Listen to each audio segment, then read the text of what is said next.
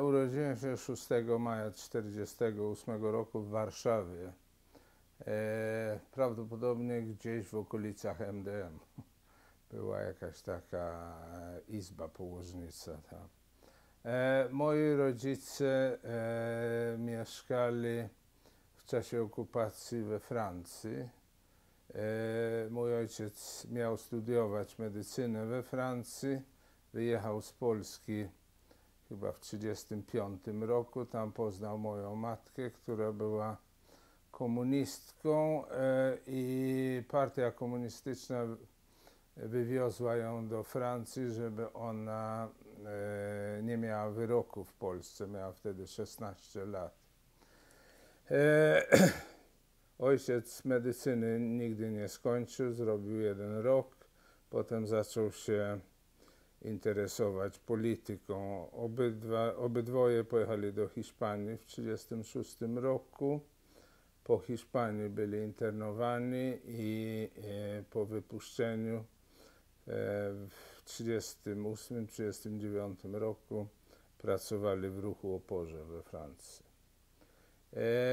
Do Polski przyjechali w 1946 roku. Jak mówił mój ojciec, to był najbardziej idiotyczny pomysł w jego życiu, ponieważ mieli mieć obywatelstwo francuskie. Moja matka dostała nawet ordery francuskie, ponieważ działała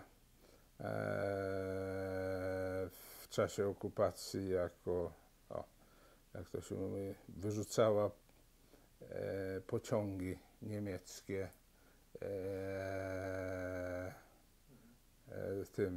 bombardowała pociągi niemieckie, także była bardzo aktywna i za to miała odznaki francuskie. Stwierdzili, że będą budować nową Polskę, wrócili do Polski w 1946 roku i oczywiście dostali pracę prawdopodobnie w milicji. Z tego powodu dostaliśmy mieszkanie na ulicy Jaworzyńskiej, która była bardzo specyficzną ulicą w Warszawie. To była ulica, która jedyna z niewielu ulic, która była niezniszczona w czasie wojny, w związku z tym, że SS miało swoje mieszkania na tej ulicy. To była malutka ulica koło Teatru Współczesnego. Na tej ulicy była bardzo specyficzna publiczność.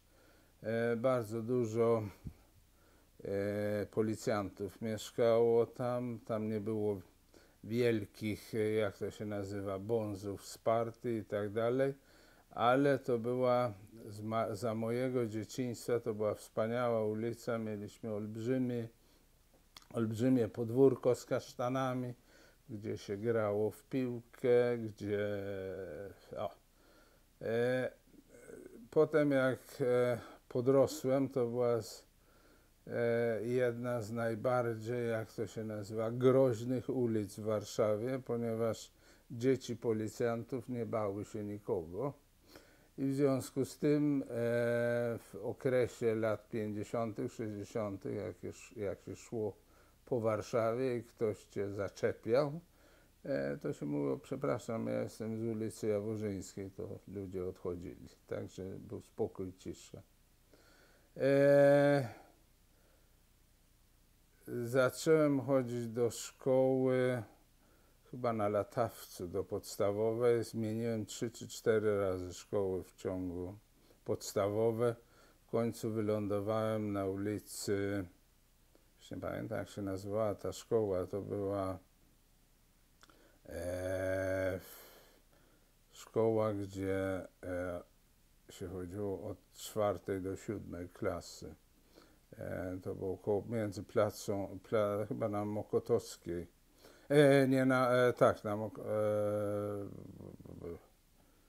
Niedaleko Placu Unii. W każdym razie to była dziwna szkoła, bo to były 2 bliźniacze szkoły. Jedna była z religią, a obok była ta szkoła, gdzie myśmy byli. W tej szkole większość ruch walterowski harcerstwa walterowskiego powstał. W tej szkole po zakończeniu podstawówki poszedłem do Batorego i też to była bardzo dziwna szkoła, ponieważ Batory był podzielony, to była z jednej szkoły gimnazjum rejonowe, to znaczy dzieci z Powiśla, były tudzież 1/3 czy połowa ludzi, którzy chodzili do tej szkoły, byli dziećmi bonzów partyjnych. Także z jednej strony mieliśmy gangsterów z Powiśla, z drugiej strony była ta druga społeczność Warszawy. W mojej klasie nie było żadnych bonzów, nie było też dużo Żydów. Ja byłem jeden razem z moim kolegą Andrzejem, który się do tego specjalnie nie przyznawał. Ja się też do tego nie przyznawałem, bo się dowiedziałem o moim pochodzeniu żydowskim, kiedy miałem, ja wiem, 12 lat, coś w tym stylu. Moi rodzice byli agnostykami, nie mieli żadnych tradycji żydowskich w domu. Jedyną rzecz, co pamiętam, co myśmy mieli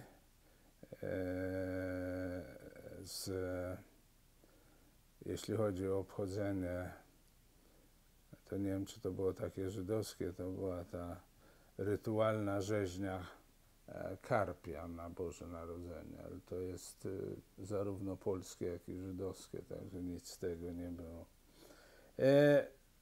Od początku, jak byłem mały, jedną z dziwnych rzeczy, których nie bardzo rozumiałem, dlaczego moi wszyscy koledzy z Polski mieli duże rodziny, a myśmy nie mieli. Nie mieliśmy ani jednego krewnego w Polsce. Wiedziałem, że mój ojciec miał dużą rodzinę w Radomiu, która zginęła w czasie okupacji, prawdopodobnie w Treblince i Oświęcimiu. Miał brata, który razem z żoną i małym dzieckiem zginęli na Ukrainie, wybici przez ukraińskich nacjonalistów. Jeśli chodzi o rodzinę matki, mieliśmy jedyną osobę, która była krewną naszą, to była jej kuzynka, która w 1956 roku wyjechała do Izraela i to było wszystko. W związku z tym miałem przez całe życie kompleks rodziny. Dlaczego wszyscy mają taką dużą rodzinę, a ja nikogo nie mam? W tym okresie to miało się tak zwanych przyszywanych wujków i przyszywane ciocie.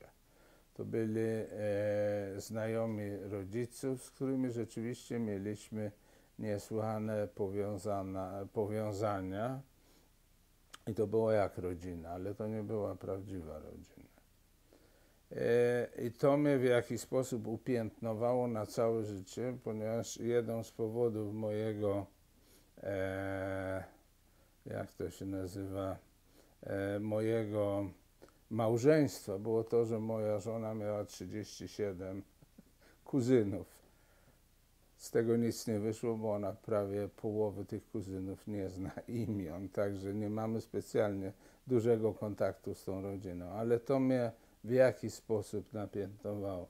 Drugim takim, jak to się nazywa, dobiciem, jeśli chodzi o moją potrzebę rodziny, to był wyjazd z Polski.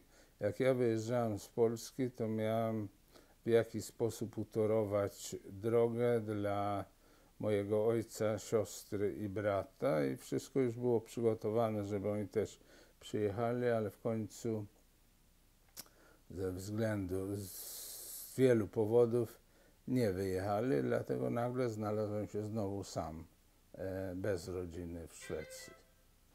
Przepraszam, tylko obejrzeć, co się stało.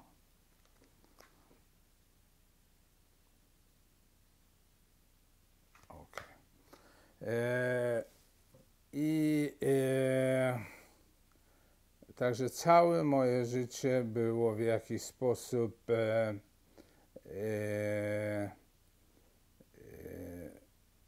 pod wpływem tak zwanego braku rodziny.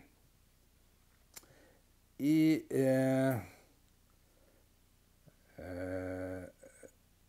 kiedy przyjechałem do Szwecji, byłem jeden z pierwszych ludzi, którzy przyjechali do Göteborga 18 stycznia 1969 roku. I jak przyjechałem, w zasadzie miałem jechać do Sztokholmu. Już tam na mnie znajomi czekali. Miałem jednego kolegę, który mieszkał w Malmö. Ten pociąg się zatrzymał w Malmö. Ja do niego dzwonię, się pyta: Adam, gdzie ty jesteś, gdzie ty jedziesz? Ja jadę do Göteborga, on mi mówi. Dlaczego do Göteborga? Bo w Sztokholmie ludzie z głodu umierają. Aha. Jedź ze mną do Göteborga. W związku z tym zmieniłem bilet, przyjechałem do Göteborga i w ten sposób mi się jedną rozmową telefoniczną całe życie prawdopodobnie zmieniło. Po przyjeździe do Göteborga, to był piątek, zima, mróz, śnieg. Ja znałem wtedy tylko francuski. W ambasadzie szwedzkiej w Polsce powiedziano mi, że pan pokaże ten swój paszport, ten nansenowski, ten biały, niebieski papierek, to wszystko panu wtedy, wszyscy wiedzą, co z panem zrobić. Niestety tak się nie stało. Byłem na 2 posterunkach policji. Powiedzieli mi, że niech pan poczeka do poniedziałku, a to był piątek. Wtedy pójdzie pan na główną komendę policji w Göteborgu, to może będą wiedzieć, co z panem zrobić. Okay? W poniedziałek już przyjechał mój kolega Adam, poszliśmy razem na policję. Tam zaczęli nam mówić o prześladowaniach żydowskich w Polsce i tak dalej. Rzeczy, których nie bardzo kojarzyliśmy, o co chodzi, bo myśmy do tego się nie bardzo w jakiś sposób uważaliśmy, że to nas nie bardzo dotyczyło. W związku z czym oni nie bardzo wiedzieli, co z nami zrobić. Wysłali nas do instytucji socjalnej. Z instytucji socjalnej wysłano nas do pośrednictwa pracy. W końcu było straszne zamieszanie. Nas skierowali do jakiegoś hotelu, który był hotelem za 20 koron. Taki bardzo dziwny hotel. Wszedłem z Adamem do tego hotelu, popatrzyliśmy na duże łoże, które było zgięte w środku i tak byliśmy tam 5 minut, potem wyszliśmy stamtąd, tu nie będziemy mieszkać. Mieliśmy wtedy też kontakt z gminą żydowską w Göteborgu, która nam zaproponowała mieszkanie w ich domu w Göteborgu. Oni mieli dom, który był, to był taki stary dom, gdzie klozet był albo w piwnicy, albo na poddaszu. Pamiętam, że w tym domu, jeżeli się chciało coś gotować, to były pulety, znaczy takie żetony na gaz. I dostaliśmy tam 2 mieszkania, potem kilku znajomych przyjechało, także mieliśmy gdzie mieszkać. Byliśmy niewielką grupą ludzi z Polski, która uniknęła wszystkich obozów. W związku z tym zostaliśmy przystosowani do życia w Szwecji bez żadnych specjalnych ceregieli.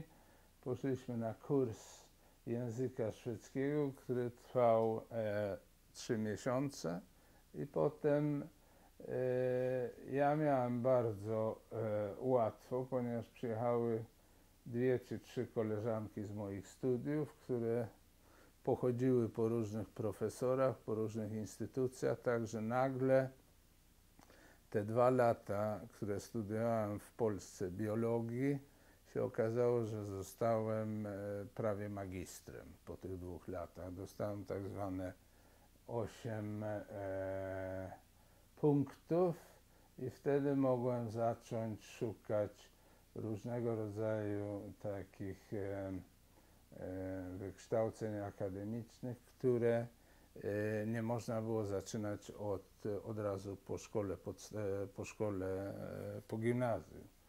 Ponieważ ja w Polsce chciałem studiować mikrobiologię,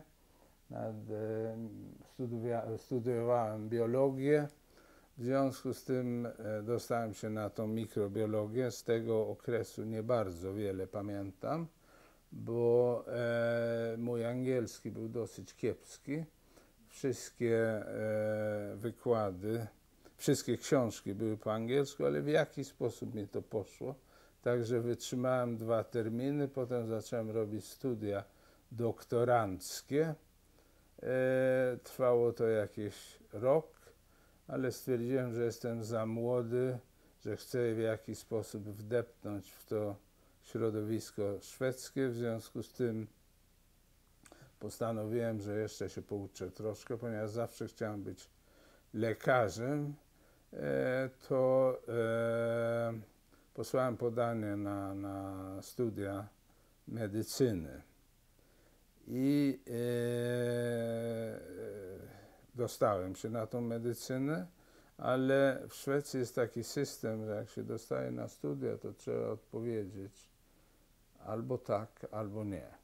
Ponieważ ja o tym nie wiedziałem, wyjechałem sobie za granicę z kolegami, byliśmy prawie 2 miesiące, tak jak przyjechałem z powrotem, to jest w domu list, w którym pytają mnie, czy dostał się pan na studia medyczne w Göteborgu, czy chce pan studiować, czy nie. Ponieważ już było za późno, ten termin przepadł, więc zadzwoniłem do takiej instytucji, która się zajmowała studiami i zacząłem odgrywać komedię przez telefon, że ja jestem biedny człowiek z zagranicy, nie wiedziałem o waszych regułach, co robić. Po pół godziny dostałem telefon, że dostanie pan rezerwowe miejsce w Lundzie. Więc ja byłem zupełnie zaszokowany, co ja będę robił w Lundzie. No, albo pan to bierze, albo pan nie bierze. No więc pojechałem do tego Lundu i wtedy była zupełnie inna sytuacja w Szwecji. Jeśli chodzi o pracę, można było dostać pracę w pół minuty. Jeśli chodzi o mieszkania, można było załatwić mieszkanie w ciągu 5 minut. Także nie było żadnego problemu. Zadzwoniłem do Lundu, dostałem akademik od razu i zacząłem studiować medycynę. W Göteborgu ja pracowałem w porcie jako dokier. I to była taka praca, kiedy się można było pracować, kiedy się chciało, w nocy, kiedy wieczorem, z rana, w weekendy. I to była dosyć dobrze płatna praca. Także za te zasiłki studenckie to były dla mnie pieniądze kieszonkowe, ponieważ to było dosyć dużo pieniędzy. I w związku z tym, to jak mieszkałem w Lundzie, to przyjeżdżałem do Göteborga, żeby dorabiać od czasu do czasu. Po roku przeprowadziłem się do Göteborga, skończyłem studia medycyny i zacząłem pracować. W 1983 roku poślubiłem moją żonę. I to też była dziwna sytuacja, ponieważ wtedy w Polsce był stan wojenny, tak? W 1983, tak. 82. Nie, to było w 1982 roku. I ponieważ wiedziałem, że moja rodzina, to znaczy ojciec, brat, siostra, mój brat wtedy miał też swoją rodzinę, nie mogli przyjechać do Szwecji, w związku z tym chciałem mieć ślub w Polsce. I mieliśmy jakąś krewną mojego brata, która to załatwiała. No i mieliśmy mieć ślub w Polsce. Nagle dostaliśmy odmowę z polskiej ambasady, że niestety nie możemy tego robić w Polsce. W związku z tym wzięliśmy ślub cywilny w Szwecji, a po tygodniu nagle dostaliśmy, jak to się mówi, pozytywną odpowiedź. W związku z tym pojechaliśmy do Polski i tam był następny ślub, przy czym nikt nie wiedział, że już my byliśmy poślubieni, więc była dziwna sytuacja, bo gdybym kiedykolwiek chciał się rozwodzić, to nie bardzo wiem, jak to robić, bo to są dwa śluby cywilne, jeden w Polsce, drugi w Szwecji. Potem jak zacząłem studiować medycynę, to nie bardzo wiedziałem, w jakim kierunku mam pracować. Mnie trochę chirurgia, ortopedia interesowała, ale stwierdziłem, że nie mam do tego specjalnych zdolności. W związku z tym wybrałem tak zwany kierunek medycyny ogólnej. To się teraz nazywa, to istnieje tylko w Szwecji. To się nazywa Allmänläkare. To jest lekarz ogólny, który się zajmuje wszystkim. Ponieważ w Göteborgu te moje studia trwały kilka lat więcej, ponieważ miałem w zakresie mojego stażu i ortopedię, chirurgię i głównie reumatologię. I nawet chcieli, żebym został na reumatologii, ale ja nie chciałem pracować w szpitalu, ponieważ uważałem, że ta hierarchia w szpitalu i tak dalej, moja, jak to się nazywa, zawodowa wolność niknęła wtedy. W związku z tym chciałem pojechać na prowincję, ponieważ w Göteborgu ten lekarz ogólny się zajmował wypisaniem recept i skierowań. I pojechałem na północ, tam mieszkaliśmy 2 lata i to był taki duży obszar, że w ciągu dyżurów miałem pod opieką obszar geograficzny, który był w porównaniu ze Szwajcarią, jeśli chodzi o...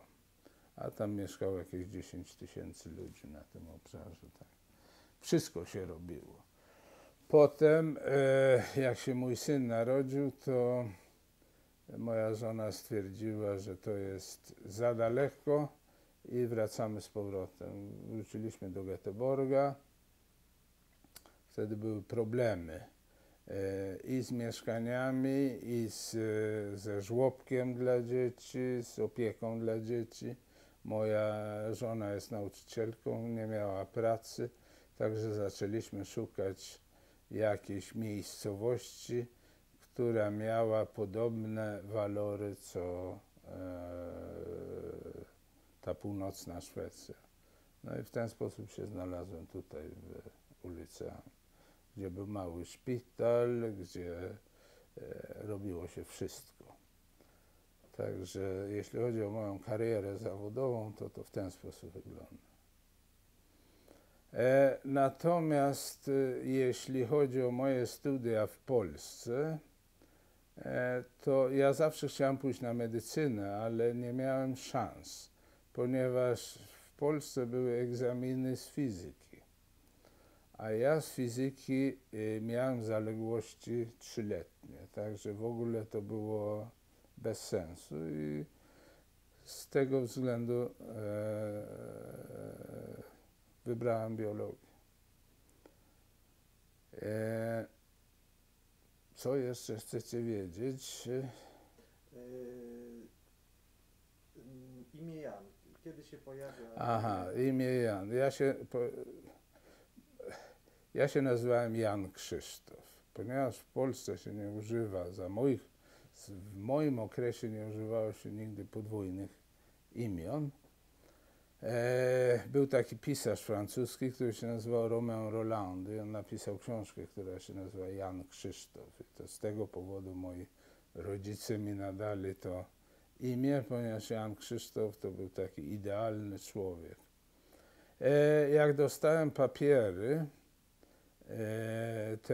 ten niebieski świstek nansenowski, to nagle stwierdziłem, że tam nie ma Krzysztofa, jest tylko Jan. I jak przyjechałem do Szwecji, to to był problem, bo nie wiedziałem, co zrobić. Zmienić nazwisko na Krzysztof nie było takie proste, a z drugiej strony Krzysztof po szwedzku to się nazywa Christopher czy coś w tym stylu. To nie czułem się do tego w jakiś sposób powołany. W związku z tym zostawiłem te imię Jan. I tak w Szwecji jestem Jan, w Polsce jestem, dla moich znajomych polskich jestem Krzysztof. A dla żony? Dla żony jestem Jan. I dla dzieci? Dla dzieci to głównie Jan, tak. Od czasu do czasu nazywają mnie Krzysiek, ale to jest w ich chwilach słabości. Powiedział pan, że w wieku 12 lat dowiedział się o swoim żydowskim pochodzeniu. W jaki sposób pan się dowiedział? Ja dokładnie tego nie pamiętam. Ja miałem coś,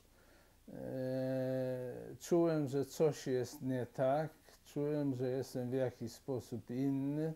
Poza tym kilka razy to były jedyne historie, które przeżyłem jako antysemickie w Polsce.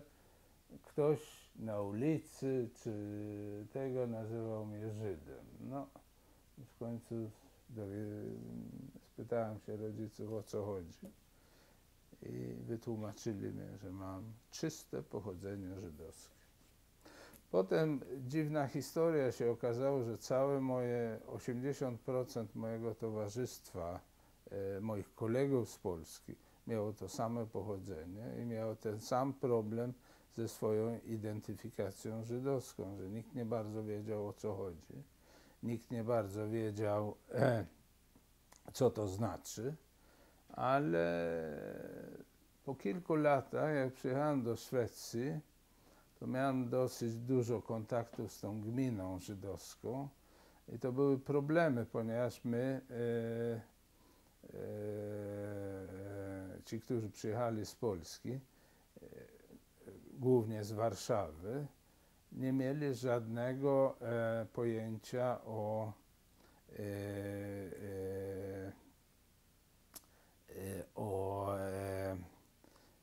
żydowskich zwyczajach, o żydowskiej religii i tak dalej. To dla nas były zupełnie nowe rzeczy, także zaczęliśmy się uczyć troszkę na nowo. Na przykład wizyty w synagodze, to byliśmy kilka razy, były dla nas szokiem, bo nie bardzo wiedzieliśmy, co mamy robić, jak mamy robić i tak dalej, i tak dalej. No. Potem na początku to ci göteborgscy Żydzi nas zapraszali, opiekowali się, zapraszali nas na Pesach, na inne takie święta żydowskie, a my też nie bardzo wiedzieliśmy co robić, jak się zachowywać i tak dalej, i tak dalej. Także to nie bardzo nam wychodziło. W końcu po kilku latach ja straciłem zupełnie kontakt z tą społecznością, z gminą żydowską w Göteborgu. W tej chwili jestem członkiem, ale to tylko z jednego powodu. To jest, ponieważ wchodzę w 70. rok życia, także to się wszystko zaczyna zbliżać do końca, A ta gmina żydowska ma doskonały system, jeśli chodzi o pogrzeby. Także nie będę mojej rodziny w żaden sposób kłopotał moim pogrzebem. To jest wszystko załatwione i bez specjalnego problemu. Także to jest jeden z tych powodów, dla którego ja jestem członkiem gminy żydowskiej. W tej chwili nie mam dużo kontaktu, ponieważ to jest jednak 100 kilometrów do Göteborga. Od czasu do czasu przyjeżdżam na różnego rodzaju prelekcje albo filmy. To jest jedyna rzecz, którą... Aha, kilka lat temu zacząłem studiować hebrajski. Wtedy był hebrajski na uniwersytecie w Göteborgu, ale dostałem, jak to się nazywa, choroby dysku. Nie mogłem siedzieć, znaczy chorobę krzyża. W związku z czym musiałem przerwać te studia. To były takie studia, gdzie ja mogłem i pracować. I potem chciałem to, jak mi to przeszło, chciałem z powrotem zacząć się uczyć hebrajskiego, ale już niestety cały fakultet zlikwidowano w Göteborgu. I w związku z tym to mieli coś, co się nazywało biblijny hebrajski. Na tym biblijnym hebrajskim to jest nie język mówiony, tylko język czytany i to jest troszkę inny niż zwykły hebrajski. No, dostałem 15 punktów z wielkim trudem, po czym to wszystko zapomniałem. No ale w dalszym ciągu umiem trochę czytać po hebrajsku. I mam pomysł, żeby kiedyś się nauczyć tego hebrajskiego, to wtedy mam zamiar pojechać kiedyś do Izraela, być na Ulpanie i się nauczyć tego. Ale to jest dla mnie, to jest tragedia, ponieważ ten język hebrajski można się nauczyć tylko w Izraelu, ponieważ ta sama pisownia jednego słowa może oznaczać 10 różnych rzeczy. Ja na przykład mam taki, na telefonie mam słownik hebrajski, gdzie pierw mi wyskakuje 10 słów, które odczytuję. Jak mam 50% dobrego, to jestem bardzo zadowolony, a potem, znaczy pierw to są litery, potem co to znaczy, a na końcu to jak to się wymawia. Także ta wymowa to mi, jak mam 50%, to jestem bardzo zadowolony. W związku z tym uważam, że to jest, jeśli chodzi na przykład o szwedzki, to było zupełnie co innego. To był bardzo prosty język, którego można było się nauczyć w ciągu kilku miesięcy bez problemu. Z drugiej strony, jeśli chodzi o moje życie, te dwa okresy, ten okres polski i okres szwedzki, to życie studenckie w Polsce i życie studenckie w Szwecji się dla mnie zupełnie niczym nie różniło. To był zupełnie żadnej specjalnie zmiany nie było. Ja miałem dosyć duże towarzystwo w Warszawie. Po 1,5 miesiąca w Szwecji miałem dokładnie takie same duże towarzystwo. W Szwecji po roku pobytu w Göteborgu spacer na 1 kilometr od mojego mieszkania do pępku Göteborga mi czasami zajmował 2 godziny, bo się spotykało tylu ludzi, których się znało, także... Jakiego rodzaju to, kim byli ci pana przyjaciele z tego okresu? To byli różni ludzie, to głównie studenci, potem dużo osób, które się zajmowało kulturą, aktorzy, piosenkarze. To samo było w Polsce. A na ile to byli też emigranci z Polski? To była emigrantów z Polski. To miałem dosyć duży kontakt na początku, a potem to miałem głównie kontakt ze znajomymi szwedzkimi. W tej chwili to na stare lata to z powrotem mam dosyć duży kontakt z ludźmi, których znałem 50-60 lat temu. Także wtedy to były zupełnie inne czasy w Szwecji, to były czasy zupełnie bezproblemowe. W tej chwili to jest dla studenta dostać mieszkanie, to jest kompletnie niemożliwe. Żeby dostać pracę, nawet zwykłą taką pracę bez wykształcenia jest też prawie niemożliwe. Ja zacząłem pracować po 3 miesiącach, to pamiętam, pracowałem w browarze Pripsu, potem pracowałem tego samego lata jako kelner w jakimś barze w środku Göteborga, a potem znalazłem pracę w porcie. W tym porcie to siedziałem chyba 6 lat i dorabiałem na moje studia. Przyjeżdżając do Szwecji i zaczynając uczestniczyć w jakichś tych wydarzeniach czy tradycjach obchodzonych przez gminę żydowską w Göteborgu, jak rozumiem, też pierwszy raz zetknął się z religią. Z religią i w zasadzie z kulturą żydowską. Z drugiej strony, to nie wiem, na czym to polega, jest takie pojęcie po hebrajsku, które się nazywa amchu, to znaczy swój. Ja stwierdziłem, to już nawet w Polsce miałem tego typu, że jak się postawi 100 ludzi na szeregu, to ja od razu wyczuję, który jest amchu, a który nie jest amchu. I to jest dla mnie takie zupełnie, jak to się nazywa, zupełnie dziwne uczucie, które jest, nie wiem, na czym to polega, ale rozmawiałem z moimi przyjaciółmi na ten temat i to jest dokładnie to samo.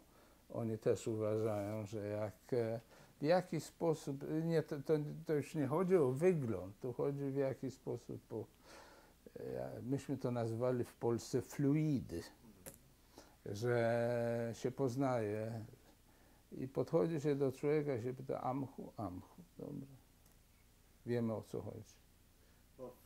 Czyli pan się dowiaduje w zasadzie, że jest pan Żydem w 60 roku? Nie, w 50 latach, w 50. tak. Czy pan w takim razie wtedy, czy pan znał historię swojej rodziny, to znaczy wiedział pan, dlaczego nie ma pan żadnych krewnych? Wtedy zacząłem się tym interesować, tak. Wtedy się dowiedziałem, na czym to polega. To było, jak miałem, ja wiem, 11 lat, coś w tym stylu. Podobną historię ma mój syn, bo ja mam córkę i syna. Moja córka nazywa się Rebeka i ona jest bardzo zasymilowana w społeczeństwo szwedzkie. Nawet mieliśmy problem, znaczy problem to nie był problem. W Szwecji jest tak zwana komunia, ale to jest zupełnie inna komunia niż w Polsce. To jest w zasadzie nauka o religii. Poza tym to jest takie bardzo towarzyskie, to się ma, jak ma 12-13 lat, coś w tym stylu. To moja córka to zrobiła. Natomiast mój syn, jak miał robić tę komunię, to stwierdził, nie, to nie jest mój interes. W tym samym okresie on pojechał do Polski, spotkał się z moją siostrą, która mu opowiadała o historii rodziny i tak dalej. I on nagle się zrobił walczącym Żydem. I od niego ja się nauczyłem dużo, jeśli chodzi o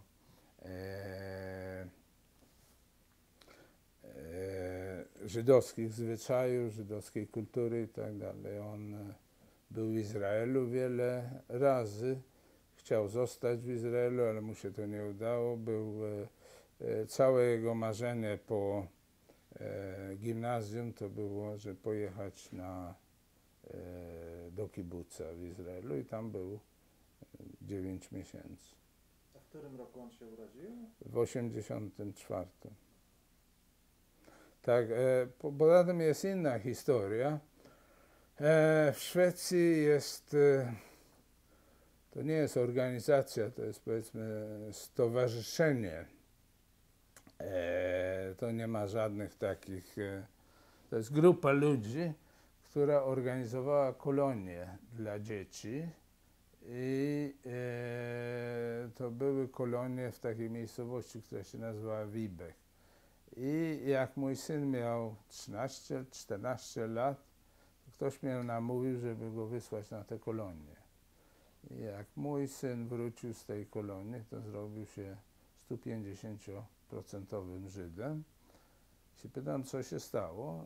On mówi, słuchaj, pierwszy raz w życiu spotkałem ludzi, którzy mają tak samo zwariowanego ojca jak ja.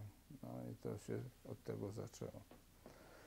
I on w dalszym ciągu nie bardzo się przystosowuje do tej szwedzkiej rzeczywistości. W dalszym ciągu ma te ciągotki do Izraela i tak dalej. Ale nie do Polski, do Izraela. Nie do Polski. Ja popełniłem jeden błąd, że nie uczyłem dzieci polskiego, jak były małe. I mają straszne zarzuty do mnie z tego powodu. Bo te kolonie są organizowane przez gminę. To nie ma nic z gminą do czynienia. To są te kolonie organizowane właśnie przez środowisko Emigrackie, tak. To jest jeden człowiek, który zaczął to robić i on ma w dalszym ciągu, to już nie ma tych małych dzieci, także są dorośli i ma takie obozy w miejscowości, która się nazywa Mulsze. Tam przyjeżdżają emigranci z całego świata. No to jest ten sam człowiek, który robił te kolonie. Bo pan w Polsce nie jeździł na kolonie? Ja jeździłem, tak, 2 czy 3 razy, ale nie bardzo pamiętam. Byłem w Śródborowie chyba i byłem, jak się to nazywało, w Gdańsku, we Wrzeszczu chyba. A to już wtedy miałem jakieś 15-16 lat. Pamiętam, moim wychowawcą był Nathan Tenenbaum. I tam było, ale akurat tą kolonię pamiętam, bo to był wspaniały okres. Dużo ludzi. Poza tym ja chodziłem do klubu żydowskiego na Nowogrodzkiej w Polsce, ale to było tylko z jednego powodu, że tam były zabawy towarzyskie, bo tam było trochę prelekcji i tak dalej, na które ja chodziłem. Jeśli chodzi o moje polityczne zaangażowanie, to jak w naszej szkole w Batorym poznałem dziewczynę, która była kilka lat ode mnie starsza i ona mnie zaciągała do Krzywego Koła. W dalszym ciągu zdaje się, jestem na liście członków tego Krzywego Koła, ale byłem takim dosyć biernym członkiem. Jeśli chodzi o sytuację w Polsce w 1968 roku, to ja wtedy studiowałem na biologii i oczywiście byłem na tym wielkim wiecu 8 marca. To było dla mnie, ja to z perspektywy lat traktuję jako wielką przygodę, bo wtedy była ta sytuacja, że to był Dzień Kobiet i jak ci zomowcy wpadli na uniwersytet, prowokowali ludzi do bójki w związku z tym, że bili dziewczyny. I wtedy się zrobiła straszna bijatyka, ponieważ ich było dużo więcej. Dużo więcej ich nie było, ale byli uzbrojeni. W związku z tym ludzie skakali na tyły uniwersytetu, na skarpę. Ja pamiętam, się schowałem na Wydziale Biologii, który leżał wtedy w budynku na prawo od wejścia, troszkę w głębi uniwersytetu, i pamiętam, jak ci zomowcy chcieli się przedrzeć do tego budynku. To miałem takiego profesora z botaniki, który był księdzem. On zawsze występował w sutanie. On otworzył ręce w ten sposób, zahamował i tak, że nam się nic nie stało, jak byliśmy w tym. A potem po wyjściu z uniwerku cała ta dzielnica była obstawiona. To oczywiście wszystkich pałowali, ja też dostałem kilka razy. Potem zorganizowano komitety na uniwerku. Ja byłem w komitecie na Wydziale Biologii, ale potem jak się zorientowałem, że to się zaczyna antysemicka historia, w związku z tym złożyłem rezygnację. Powiedziałem, nie macie co ryzykować, żeby jeszcze jednego Żyda mieć w komitecie, żeby być żeby dolewać oliwy do... Potem, jeśli chodzi ja nie byłem zrelegowany z uniwersytetu, mogłem w dalszym ciągu studiować, ale byłem przesłuchiwany kilka razy. I to było takie przesłuchiwanie w Pałacu Mostowskich, typu co pan robił, gdzie pan był, z kim i tak dalej. No, to były takie, powiedzmy, kulturalne rozmowy, bez żadnych... Część z moich kolegów wyjechała wtedy z Warszawy, żeby nie mieć z tym nic wspólnego. Część, kilku z moich znajomych było w więzieniu. Także to był taki bardzo dziwny okres. Potem ludzie zaczęli wyjeżdżać. Ja miałem kolegę, który miał bardzo skromne warunki ekonomiczne, mieszkał w tej samej klatce, co ja.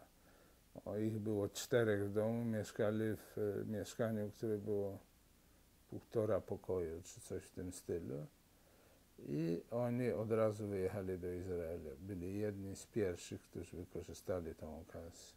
Ja na ten temat nic specjalnie nie myślałem, ale w ciągu lat, w lecie 68 byłem w takiej miejscowości, która się nazywał Tleń i widzieliśmy, że coś się dzieje, bo tam był też Kołakowski i za nim chodziły kordony tajniaków i nagle wybucha wiadomość, że Czechosłowacja jest okupowana i to dla mnie wtedy był taki sygnał, że w tym systemie, w tym kraju już nic nie można zrobić, trzeba wyjeżdżać. I w związku z tym były te możliwości podawania papierów na emigrację. To był długi proces. Pierw trzeba się było zrzec z polskiego obywatelstwa, potem te wszystkie papiery, stemple z uniwersytetu, tłumaczenie wszystkich, jak to się nazywa, dokumentów. No i oczywiście, co można było zrobić? Można było jechać do Izraela. Ponieważ ja do Izraela niespecjalnie mi się nie chciało jechać z kilku powodów. Po pierwsze, uważałem, że to nie jest ta moja strefa kulturalna. Poza tym nie miałem nic specjalnie z Izraelem do czynienia. Więc to był taki, jak to się nazywa, ostatnia możliwość. W związku z tym zaczęła się pielgrzymka do różnych ambasad w Warszawie. To się zaczęło od ambasady islandzkiej, duńskiej, francuskiej. Skończyło się na ambasadzie szwedzkiej. I nagle któregoś dnia, coś tam odmawiali we wszystkich ambasadach, nagle któregoś dnia dostałem pozwolenie wyjazdu do Szwecji.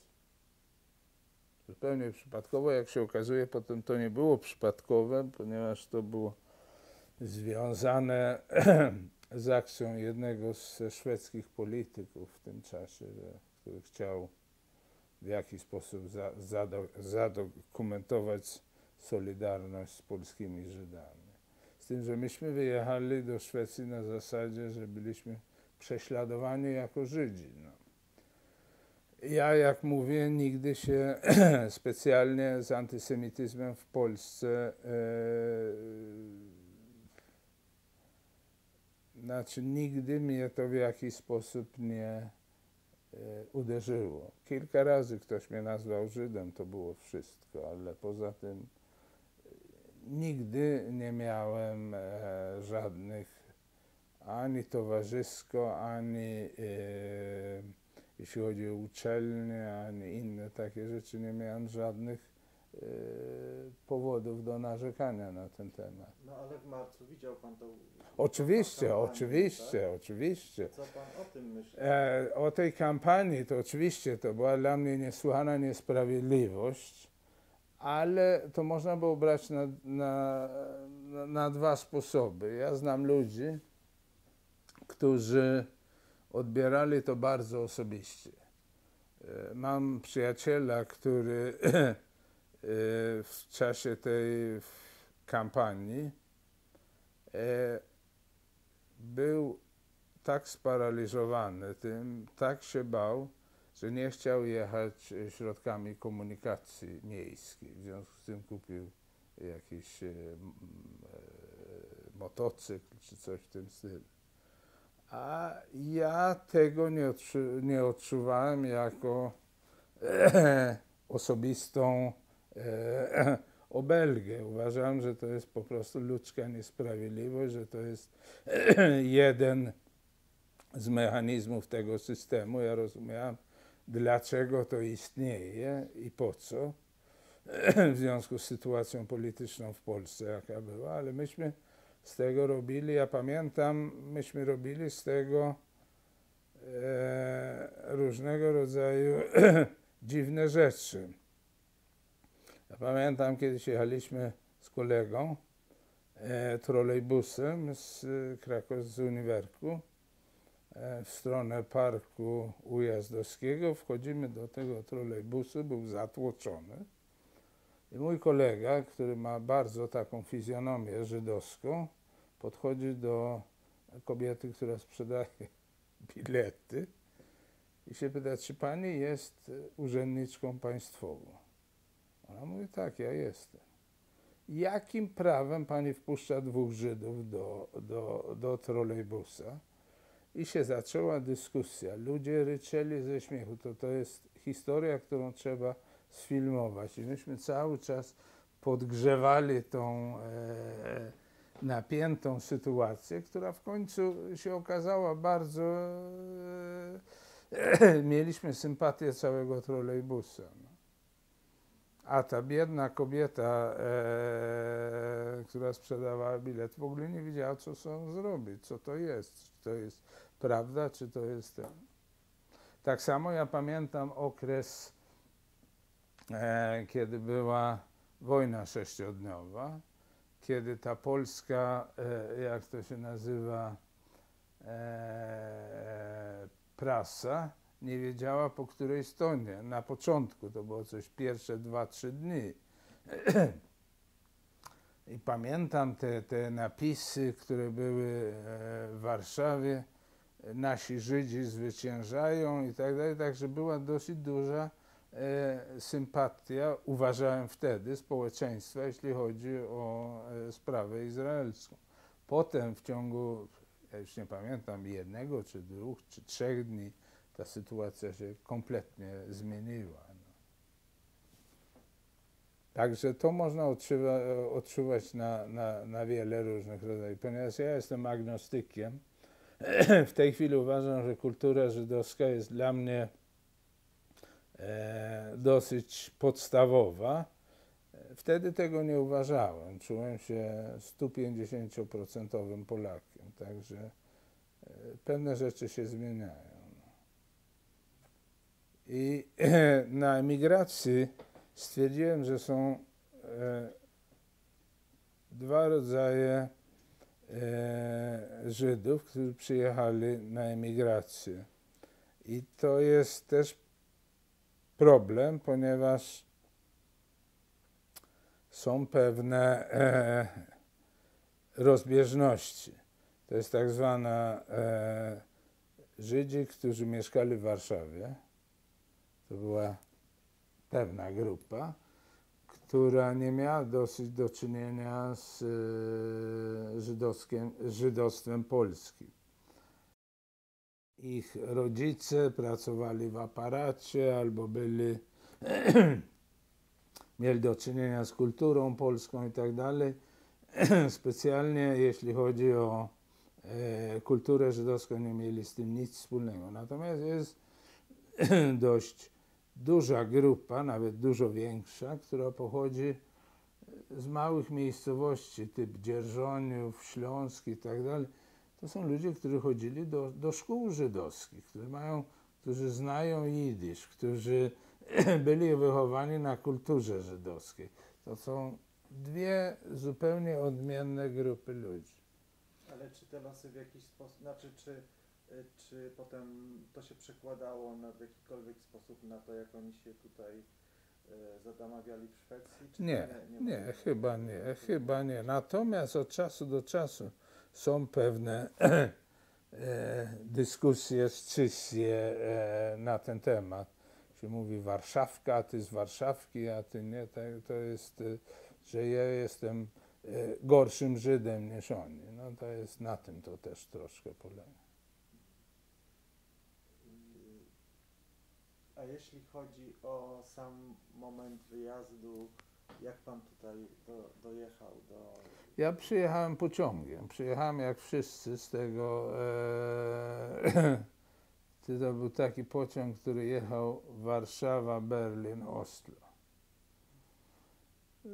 Wtedy, pamiętam, było bardzo dużo ludzi na tym pożegnaniu na dworcu, bo jeszcze wtedy było bardzo dużo ludzi, którzy byli w Warszawie. Ja pamiętam, że sam byłem na pożegnaniu chyba jednego albo dwóch kolegów, którzy wyjechali przede mną. W związku z tym to całe to moje towarzystwo, zarówno polskie, jak i żydowskie, było w dalszym ciągu na miejscu. Była kupa ludzi na tym dworcu. Niestety nikt nie robił zdjęć, bo nikt na to nie wpadł na ten pomysł i prawdopodobnie ludzie się bali robić zdjęcia. Także nie mam żadnej pamiątki z tego. Jedną rzecz pamiętam, że to było tak niesłychanie dramatyczne, ten wyjazd, z czego ja sobie zupełnie nie zdawałem sprawy. Natomiast to była straszna tragedia dla mojej rodziny, że ja nagle wyjeżdżam w zupełnie nieznane. Dla mnie to była przygoda. Także ludzie opowiadali, kilku moich kolegów napisało pamiętniki z tej podróży. Ja z tej podróży nic nie pamiętam. Pamiętam jedną rzecz, że był prom do Szwecji między Niemcami i Szwecją i potem, że przyjechałem do Malmö i zadzwoniłem do mojego kolegi, który mi zmienił całe życie. Ale specjalnie nic nie pamiętam z tego, z całej podróży. Natomiast na dworcu było jakieś, ja wiem, 70-80 osób i to z każdym trzeba było coś powiedzieć i tak dalej, także nie było czasu ani na łzy, ani na jakieś wielkie pożegnania i to był taki, wyjeżdżam. Ale pan miał jakby świadomość, że pan wyjeżdża na zawsze, czy że pan... Tak, nie miałem żadnej nadziei. Ja panu powiem, moja decyzja, jeśli chodziło o wyjazd, to była związana z moją sytuacją życiową w Polsce. Ja byłem studentem 3. roku. Mieszkałem w domu u mojego ojca razem z bratem i siostrą. I miałem przed sobą perspektywę, tak jak mi się wtedy wydawało, co najmniej 10 lat mieszkać na garnuszku u ojca. Ponieważ nie miałem żadnych możliwości na jakieś stypendia i inne rzeczy, także byłem w pewnym sensie zależny ekonomicznie od mojej rodziny. I jak ja sobie zdawałem sprawę, że ta sytuacja może trwać w dalszym ciągu jakieś 10 lat, zanim się nic nie zmieni. I dla mnie to była szansa, żeby w jakiś sposób zmienić moją sytuację, żeby się stać człowiekiem troszkę bardziej wolnym. I w sensie, poza tym nigdy nie przypuszczałem, że ten system w jakiś sposób się może zmienić. To była jedna, że był tak zabetonowany, że z tego niestety nic nie będzie w przyszłości. Problemy, to pamiętam, że chciałem się spotykać z moją rodziną w jakiś sposób. To był jeden z powodów, dla których ja wyjechałem do Szwecji, że to niby blisko i łatwiej. To pamiętam w 69-70 roku w zimie pojechałem do Budapesztu, żeby się spotkać z moim ojcem. To wtedy chyba byłem pierwszy raz w synagodze w Budapeszcie razem z moim ojcem, który nagle zaczął się przyznawać do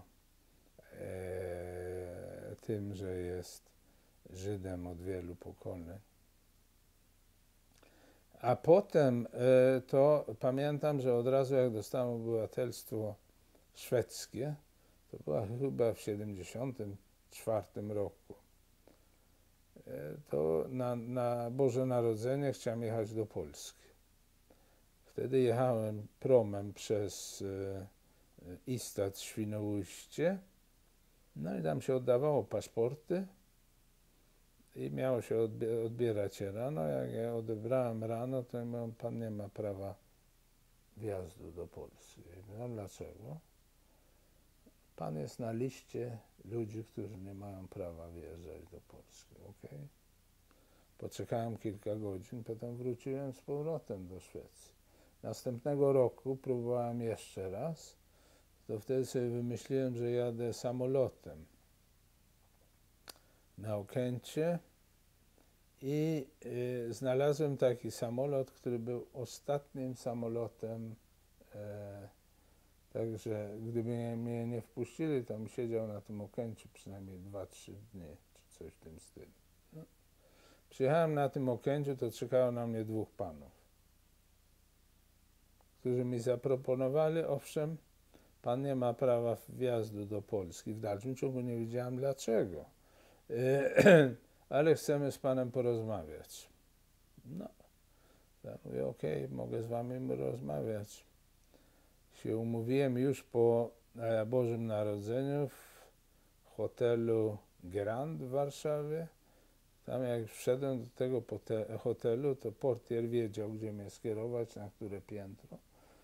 Tam czekało na mnie tych samych dwóch panów i zaczęli ze mną rozmawiać, kogo znam, kogo nie znam. I tak. Ja mówię, ja nikogo nie znam, ja nie mam żadnych kontaktów z polską emigracją, nie wiem, o co wam chodzi w ogóle. Potem mi zaproponowali współpracę, żebym donosił na emigrację w Göteborgu i wtedy będę miał darmowe wyjazdy do Berlina. Powiedziałem, dziękuję, mnie to nie interesuje.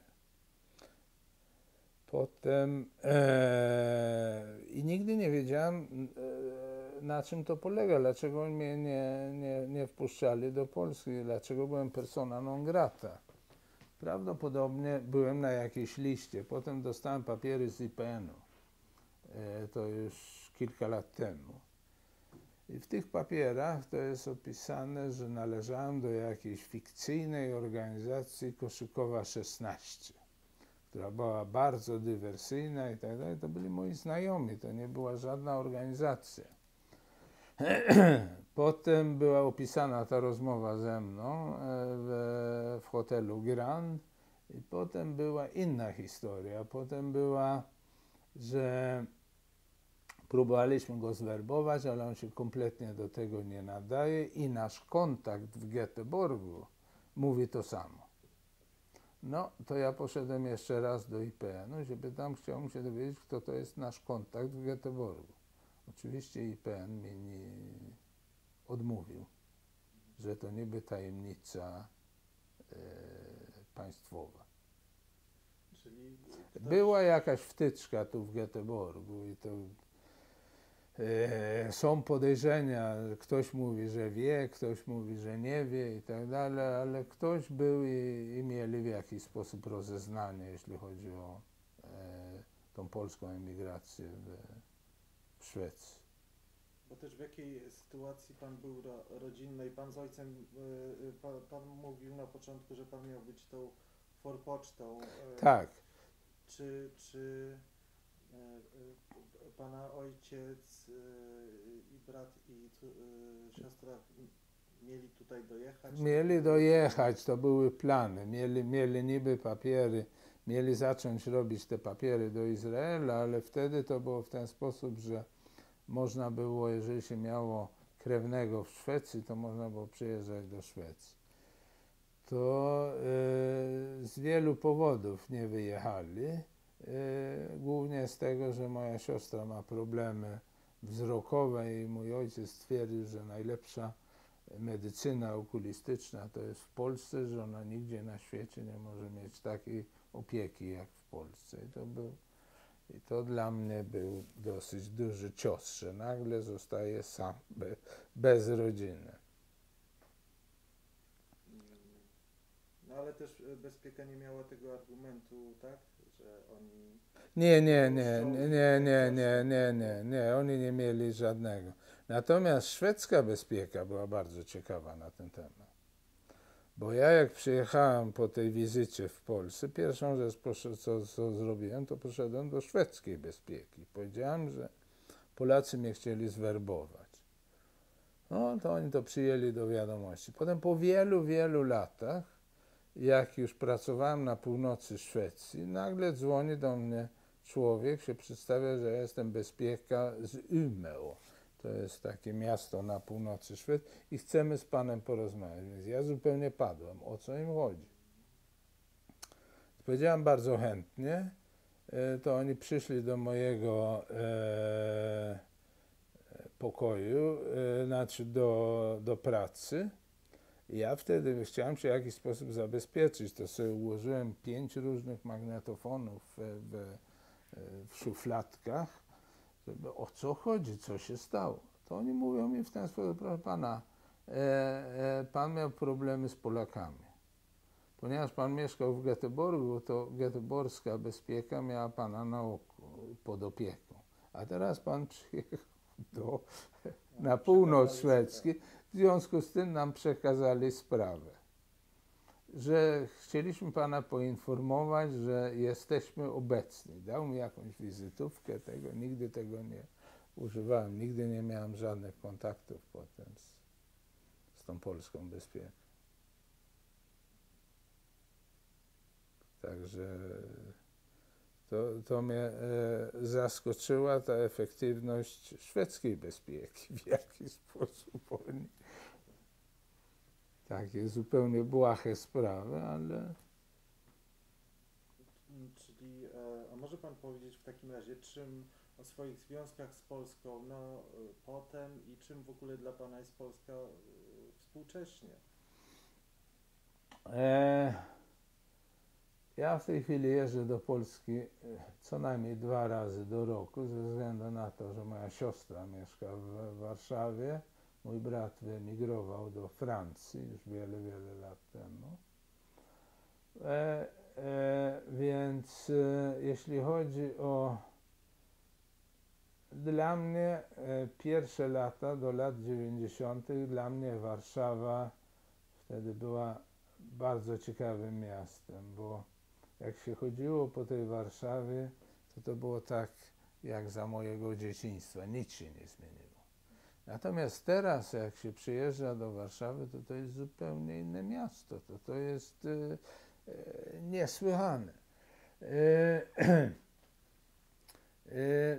Byłem 2 razy w Krakowie. Ja Krakowa w ogóle nie znałem, jak byłem w Polsce.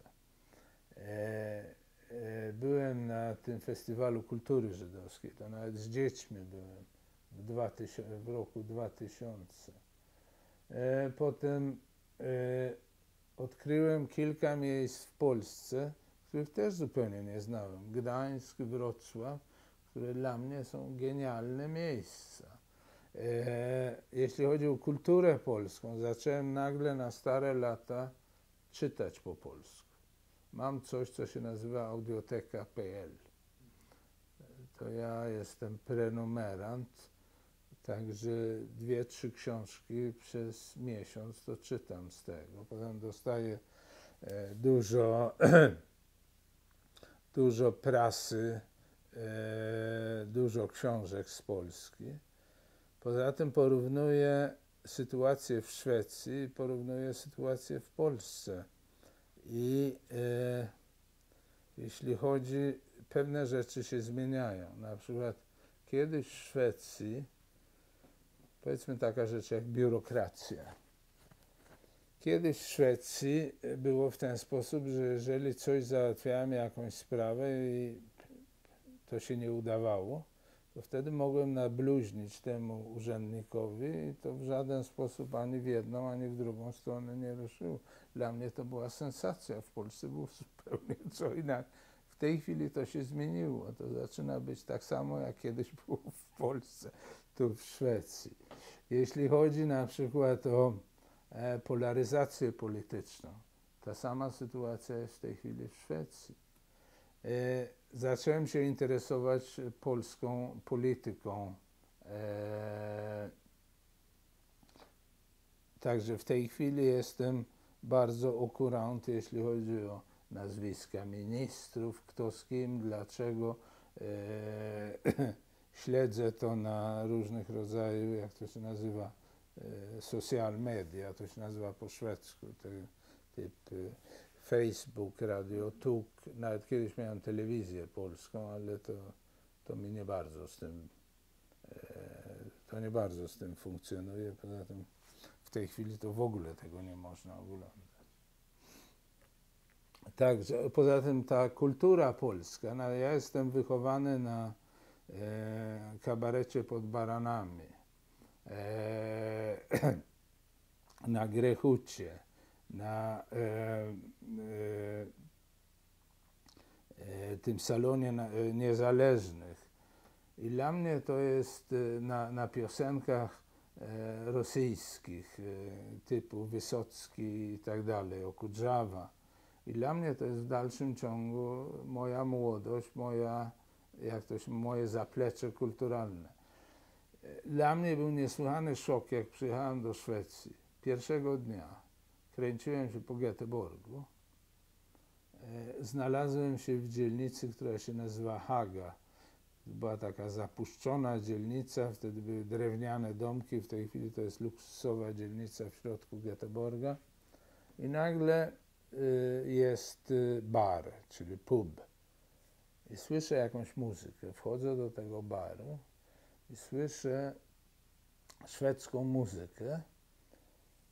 To jest tak zwana specyficzny rodzaj muzyki w Szwecji, to się nazywa troubadourmusik. To było kiedyś 5, 6, 10 różnych tak zwanych troubadourów i to jest, nic nie rozumiałem, ani jednego słowa, ale ta muzyka, ta melodyjność tego języka mnie zupełnie zaszokowała i dla mnie to mi też zostało i to jest jedyna rzecz, którą mogę porównać z moimi polskimi kabaretami w dalszym ciągu. Ale to są dla mnie takie dwie bardzo ważne rzeczy, które w dalszym ciągu w jakiś sposób kontynuuję. Poza tym, jeśli chodzi o kulturę żydowską, to dla mnie klezmer jest też bardzo, z którym nigdy nie miałem do czynienia, ale jeśli chodzi o, ja pamiętam te piosenki żydowskie, które się śpiewało na koloniach i tak dalej, to też to zostało. Także są 3 różne takie składniki mojej jak to się nazywa, fundamentu kulturowego. Czyli jeśli pan myśli teraz o... Czy pan kiedykolwiek myślał o tym, żeby wrócić do Polski? Się zastanawiałem, mam dużo znajomych, którzy to zrobili, ale z drugiej strony ja mam dosyć specyficzną sytuację rodzinną, że to nie jest, w tej chwili to nie jest bardzo aktualne, ale z drugiej strony to jest, kiedyś jak ja mieszkałem w Göteborgu 20 lat, to znałem tysiące ludzi. W tej chwili jak przyjeżdżam do Göteborga, to nie znam nikogo. Znaczy, jak idę ulicą, to nie znam nikogo. Jestem tak zwana osoba transparencyjna, to znaczy się patrzy przez nią jak przez mgłę. I to samo dla mnie jest w Warszawie w tej chwili. Mam znajomych, ale już nie ma tego, że jak się idzie na ulicę, że się spotyka ludzi przypadkowo. Natomiast w tej mojej małej dziurze to wszyscy mnie znają. Ja znam 3 pokolenia, które leczyłem, dlatego to mi w jakiś sposób trochę odpowiada. Ja to potrzebuję. Są ludzie na przykład, którzy jeżdżą za granicę na wycieczki typu amerykańskie, że się jest pół dnia w jednym mieście, pół dnia w drugim i tak dalej. Ja tego nie lubię. Ja lubię pojechać w jedno miejsce, siedzieć w jednej restauracji, że po 2 dniach wszystkich ludzi znam w tej restauracji. To są dwa różne sposoby funkcjonowania. Ale jeśli chodzi o Polskę, to dlaczego nie? To być może kiedyś. Panie Krzysztofie, takie ostatnie pytanie. My przygotowujemy to, znaczy wystawa w zasadzie już jest gotowa, nie mam na to wpływu, ale jak powiedziałem, nas interesują różne spojrzenia. Myślę, że to bardzo jestem ciekaw pana opinii. Jeśli opowiadać o marcu teraz, to co jest najważniejsze? Co najważniejszego powinniśmy powiedzieć o tym polskiemu społeczeństwu na przykład? Z pana perspektywy. Z mojej perspektywy ten marzec to była wielka przygoda. To był pierwszy raz, kiedy ja się zetknąłem z ruchem opozycyjnym przeciwko systemowi w jakiś sposób. Z drugiej strony ja byłem w Paryżu w lecie w 1968 roku, gdzie były manifestacje tego typu bardzo podobne. I to był, powiedzmy, jakiś taki ruch międzynarodowy, który miał podłoże w niezadowoleniu młodych ludzi, jeśli chodzi o system. No i to jest jedną rzecz, którą ja uważam, trzeba było w jakiś sposób wykorzystać. Poza tym ten ruch studencki, który był wtedy na całym świecie, też w jakiś sposób trzeba pokazać, że to nie tylko Polska, ale to na przykład Szwecja też miała swoje marcowe problemy. Ja pamiętam, jak ja przyjechałem do Szwecji, to wtedy była wojna w Wietnamie. To były demonstracje przeciwko Ameryce. Były takie maoistyczne grupy, w których ja nie miałem nic specjalnie do czynienia, poza tym, że oni mieli najładniejsze dziewczyny, w związku z tym się szło na ich 1 maja obchody. Ale ta spontaniczność młodzieży, zaangażowanie młodzieży i tak dalej, to dla mnie jest najważniejsze. Mam nadzieję, że w tej chwili jest podobna sytuacja w Polsce też, że ta młodzież, która nigdy nie była zaangażowana, z tego co ja widzę przez odległość, wydaje mi się, że jednak młodzi ludzie zaczynają się angażować troszkę więcej niż to robili przedtem. I to jest dla mnie bardzo pozytywne. I dlatego marzec, uważam, może być symbolem angażowania młodzieży. Potem można dyskutować, dlaczego to było, z jakiego powodu i tak dalej. To są inne historie, ale na przykład te demonstracje, okupacja uniwerku, okupacja Politechniki, to niesłychane przeżycia. Myśmy nigdy tego nie znali. To było, po pierwsze, można było się zorganizować bez żadnych, wtedy nie było żadnych telefonów, żadnych Facebooków, żadnych takich rzeczy.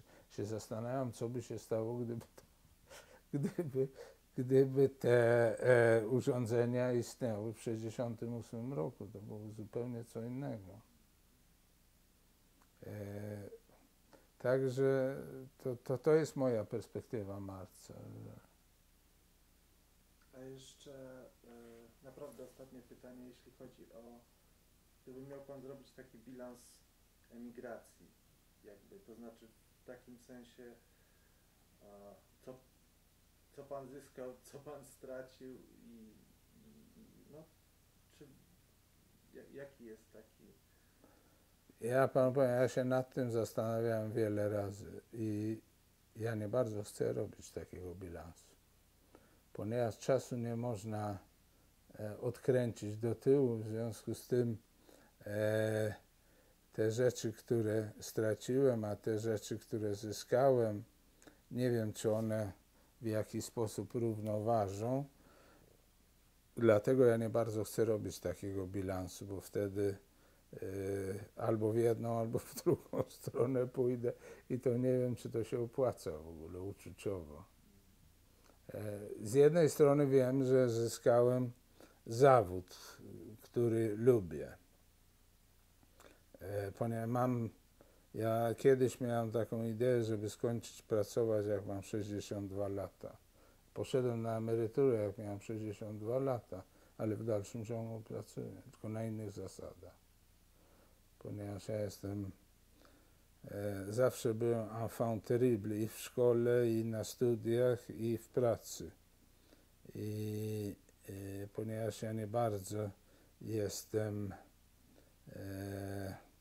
zgodny z tym szwedzkim systemem szpitalniczym, w związku z tym opuściłem go dobre kilka lat temu, poszedłem na emeryturę i pracuję na zupełnie innych zasadach.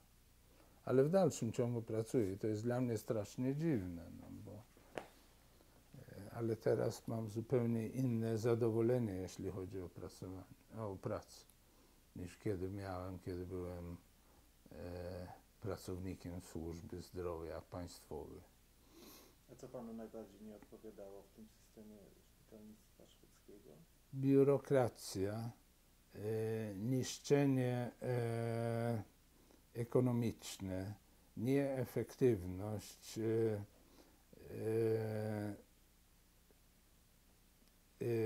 poza tym niedocenianie zdolności ludzi, którzy pracują w tym systemie. Jedyną rzecz, którą się uznaje w tym szwedzkim systemie szpitalnictwa, to jest lojalność według systemu. To jest dosyć podobne jak w PRL-u. No. A szwedzki system szpitalnictwa, w ogóle służba zdrowia w Szwecji jest trochę inna niż w Polsce, jest inaczej zbudowana, jest inaczej, że dla mnie dużym problemem są na przykład pacjenci z Polski, ponieważ moje słownictwo lekarskie, ja nie znam tego, jak to się nazywa po polsku. W związku z tym wyglądam na debila, kiedy rozmawiam z pacjentami z Polski, a mi dają ich, ponieważ ty znasz język. A to nie bardzo tak funkcjonuje. Nie, jest dużo rzeczy, których ja mogę krytykować, jeśli chodzi o szpitalnictwo w Szwecji. W tej chwili mamy też, to tak samo jest w Polsce, problem z prywatyzacją i tak dalej. I to jest ta sama zasada, że prywatyzacja robi to, że ten system się robi bardziej efektywny, ale z drugiej strony ja uważam, że są 3 dziedziny, gdzie pewne instytucje muszą być państwowe, to znaczy szkolnictwo, szpitalnictwo. A jak to się zaczyna w drugą stronę, to uważam, że to jest nieetycznie zarabiać na tym pieniądze.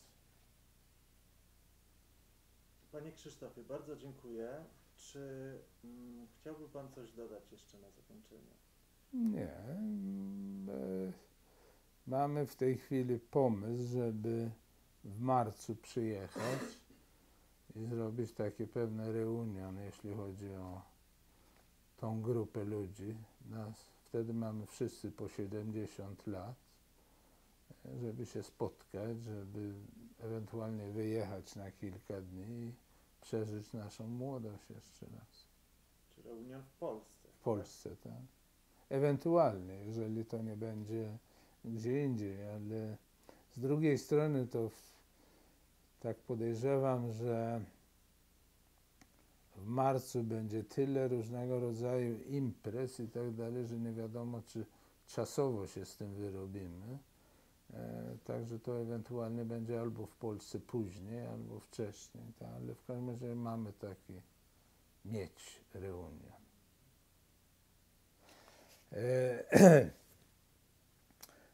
Ja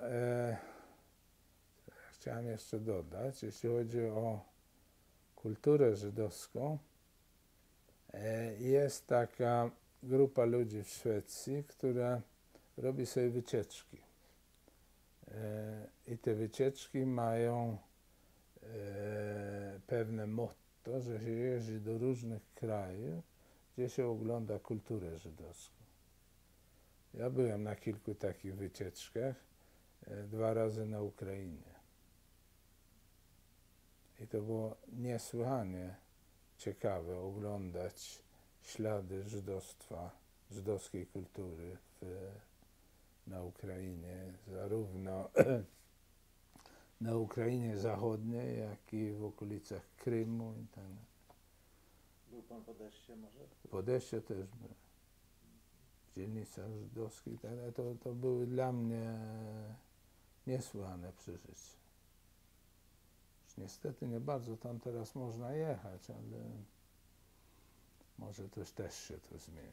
Ja, to zależy. Ja właśnie tydzień temu byłem w Odessie. Tak? Tak robiliśmy dokumentację właśnie dziedzictwa żydowskiego też tam. Jest co prawda trochę poza obszarem naszych zainteresowań, ale mamy taki portal wirtualny Sztetl i po prostu wiemy, że wielu odwiedzających ten portal szuka też informacji na przykład o Odessie, czyli czymś, co nie jest bezpośrednio związane z... A jeśli chodzi o Odessę, to mnie to niesłychanie zainteresowała ta strona żydowskiego gangsterstwa w Odessie. To jest zupełnie niesłychane. Z drugiej strony ma Pan podobne historie, jeśli chodzi o żydowskich gangsterów w Ameryce. To jest ulubiony temat mojego syna. Także wszyscy. Ale ja się w tej chwili zajmuję na stare lata, zrobiłem się golfistą. No i mój syn jest dosyć dobry, jeśli chodzi o to, ale on też zawsze szuka, jak ogląda jakieś zawody, czy on jest Żyd, czy on nie jest Żyd. No. W końcu znaleźliśmy jednego, który jest doskonały, nazywa się Aleksander Lewi. To mój syn od razu wchodzi na Wikipedię i ogląda, czy to rzeczywiście to jest. Tak, to jest Żyd. To sami swoi. No. Także to się zrobi. Na przykład mój syn był jedynym Żydem w ulicy Ham. jak on, tutaj jest gimnazjum pod tym, jak on chodził do szkoły, to jest taka, co się nazywa March of Living. Nie wiem, czy Marsz Życia. To się jedzie do Polski, pierw do tych obozów koncentracyjnych, a potem się jedzie do Izraela. On zrobił tylko tą wyprawę do Polski i potem miał zreferować to w szkole. No jak on zaczął referować to w szkole, to jeden z nauczycieli mówi, to jest nieprawda. Więc on zdębiał. Przychodzi do mnie do domu, mówi, co to jest? Nauczyciel mówi, że nie było tego. No. To ja wtedy poszedłem do tej szkoły, podchodzę do tego nauczyciela, to był dosyć młody człowiek, mówię, słuchaj, czy ty chcesz w dalszym ciągu pracować jako nauczyciel?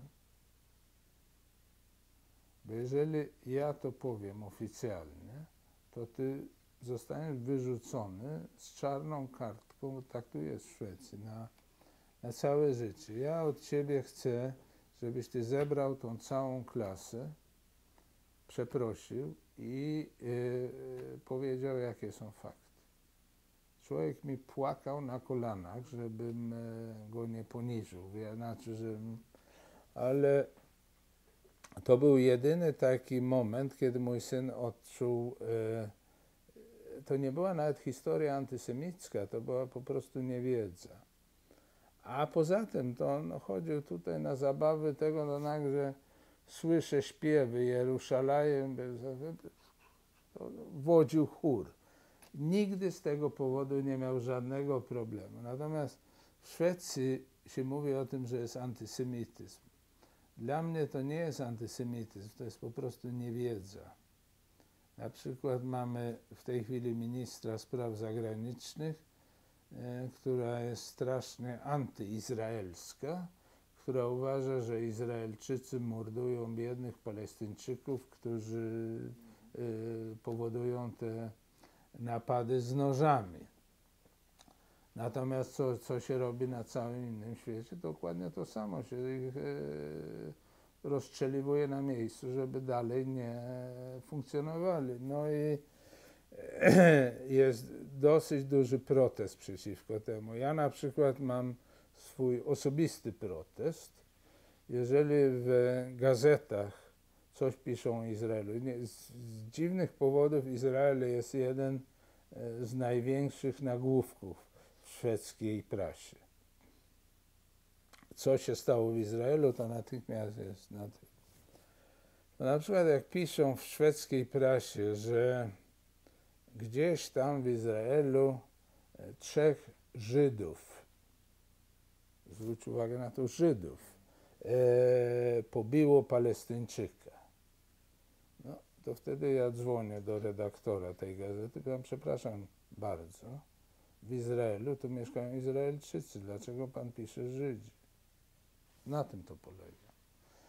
Poza tym jest specjalna sytuacja, trochę inna niż w Polsce, że 95% dziennikarzy to są niesłychanie lewicowi ludzie, wykształceni w latach 70., 80., 90., którzy nie mają nic wspólnego z przekrojem społeczeństwa.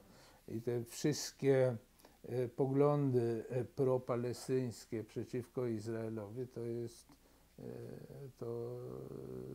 jest normalna rzecz w Szwecji, a to nic do czynienia z antysemityzmem nie ma. To jest po prostu, oni są dobrzy, a oni są źli, to jest tego typu. A jeśli chodzi o zwykły antysemityzm, to ja się z tym nigdy w Szwecji nie spotkałem. Oczywiście jest antysemityzm, ale to jeśli nie chodzi o rdzennych Szwedów, to jest ta mniejszość arabska i tak dalej, to są te historie w Malmö i tak dalej, ale to jest zupełnie co innego, że ludzie się czują zagrożeni. Moja córka mieszka w Malmö i mój syn ma z nią dyskusję na temat, jak ty możesz mieszkać w Malmö, tam Żydów zarzynają. No, o co ci chodzi? Ja nie wiem, co to jest za problem, o czym ty mówisz. Także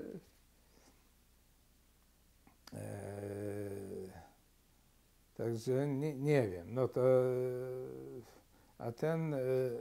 natomiast jestem troszkę przerażonym tym prawdziwym antysemityzmem, który się zaczyna, jak to się nazywa, pokazywać swoją właściwą twarz w Polsce jeszcze raz. Tak. Że to jest dla mnie dużym szokiem. Mówi Pan o tym ONR-ze, tak? O tym... Nie tylko bardzo o ONR-ze, ja mówię o tych rasistowskich, palenie kukieł żydowskich i tak dalej, i tak dalej. To nie jest od rasizmu do antysemityzmu to nie jest daleko, także a to zawsze tak było w Polsce. Ja pamiętam ludzi, studentów pochodzenia afrykańskiego, którzy studiowali w Krakowie, bo wtedy to się oni wysyłali banany, a w Polsce im się dawano wykształcenie. I oni się odróżniali po pierwsze kolorem skóry, poza tym, że oni mieli trochę więcej pieniędzy niż zwykli studenci. I to były niesłychane jatki wtedy w Krakowie na podłożu rasistowskim. A w tej chwili to jest na porządku dziennym.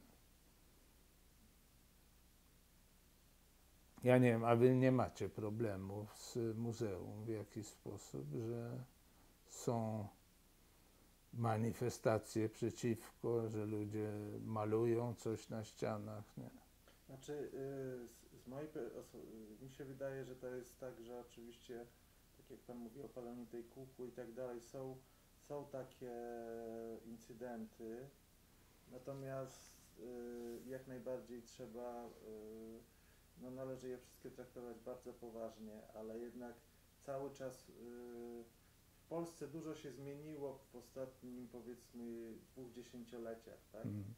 To znaczy, jeśli mówimy o kwestiach antysemityzmu, bardzo wiele inicjatyw też takich jakichś na przykład lokalnych, tak, powstało i w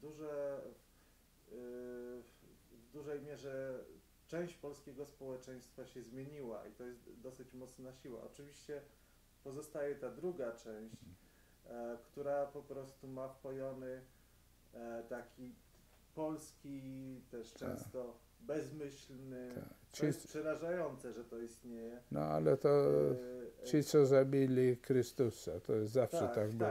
Tak, ale na różnych tych poziomach takich. Tak. Natomiast to tak nie jest. W tej chwili mi się wydaje, że na przykład my jako muzeum no, nie odczuwamy. Mi się wydaje też na przykład zmiany politycznej, tak, na przykład.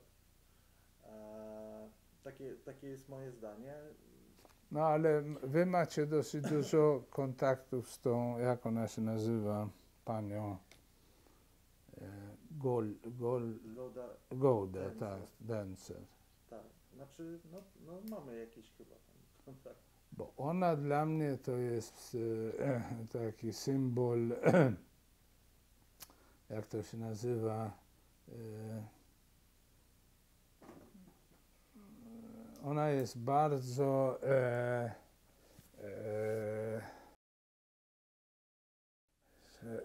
ona się przykształca do każdej sytuacji i to mnie nie bardzo odpowiada. Że ona robi imprezy, które są, gdzie są ta cała pisowska czołówka jest i tak dalej, ona razem, to jest dla mnie nie bardzo. No wie Pan, no ja nie mogę odpowiadać za politykę muzeum, ale jednak to jest muzeum, które no musi, tak mi się wydaje, no musi brać pod uwagę sytuację polityczną. Sytuację tak. polityczną, znaczy nie to, no musi brać pod uwagę jakby wszystkich też trochę, tak. Natomiast także ja o tym wiele Panu niestety nie mogę powiedzieć, ale ja chcę tylko, bo to pytanie, które pan zadał, tutaj w zasadzie nam wszyscy rozmówcy też zadają, tak? Tak. Ale pan blisko też przecież śledzi sytuację w Tak. Polsce, tak? Natomiast no, jak mówię, tego w żaden sposób nie wolno lekceważyć. To jest tak, no, to jest trochę przerażające, ale pewne rzeczy, jeśli mówimy o takiej eskalacji, no to jest, myślę, to najgorsze jest trochę to, że rzeczywiście rodzi się takie trochę przyzwolenie, tak? Też moim zdaniem to jest związane z polityczną zmianą, że rodzi się przyzwolenie. A jak jest sytuacja prawna? To znaczy, jeżeli na przykład w Szwecji, jeżeli ktoś zaczyna panu opowiadać w jakiś sposób na temat Żydów, w jakiś nieprzychylny, czy w jakiś taki chamski sposób, to wtedy to można zameldować to jako to może pójść do sądu taka historia. Czy w Polsce są podobne procedury? Tak. Natomiast z mojej perspektywy to jest tak, że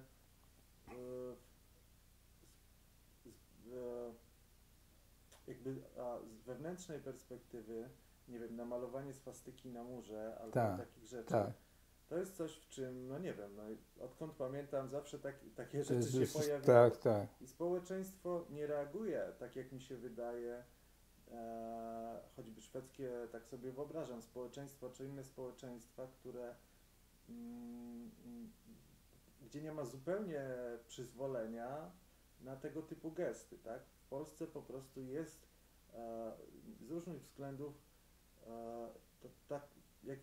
jakaś taka tolerancja na to, która wynika, nie wiem, z otępienia, tak? Z różnych No nie, względów. u nas jest tak, że też są te swastyki, ale jeżeli kogoś złapią przy malowaniu swastyk, to idzie do więzienia.